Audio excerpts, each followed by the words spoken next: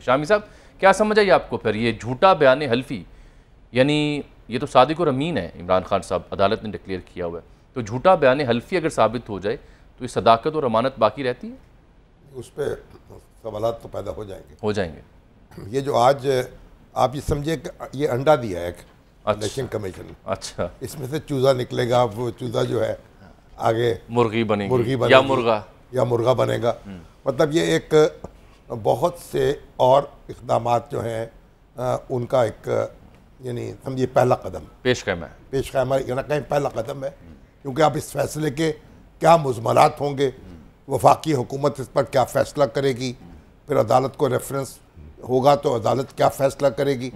और अभी तो शोकास दिया है ज़ब्त करने के लिए फंड, यानी शोकास जो इलेक्शन कमीशन ने दिया है उसका नतीजा यह होगा कि अगर मुनासिब जवाब नहीं आता तो वो पैसे जब्त कर लिए जाएंगे। तो हमारे कंवर दिलशाद साहब हैं, वो कई बार ये बात कह चुके हैं कि ममनुआ फंडिंग या गैर मुल्की फंडिंग जो है ये दरअसल दो मुख्तलिफ टर्म्स नहीं हैं, एक ही यानी टर्म है जिसको आप जिस तरह से कह लें, वो दोनों में कोई ख़ास तदाद नहीं है।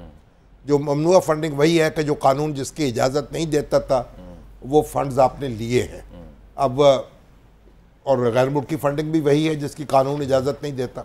शाम साहब, लेकिन ये जो आर्टिकल 6 है इसके बारे में भी जिक्र हो रहा है, कॉन्फिस्केशन ऑफ प्रोहिबिटेड फंड्स। हाँ जी, उसमें ये लिखा है कि पॉलिटिकल पार्टी जो कंसर्न है उसको एक अपॉर्चुनिटी दी जाएगी सुनने के लिए और उसको डायरेक्ट किया जाएगा कि कॉन्फिस्केट किया जा सकता है उसका जो फंड अगर साबित होता है in the favor of the state and to be deposited in government treasury or sub treasury in the following head of the account। इसीलिए इलेक्शन कमीशन ने शोकास नोटिस देने का फैसला किया ना, इसी क्लॉज के तहत आज जो फैसला है ना उसके नतीजे में ये शोकास नोटिस जारी होगा जिसका जवाब देना होगा पीटीआई को।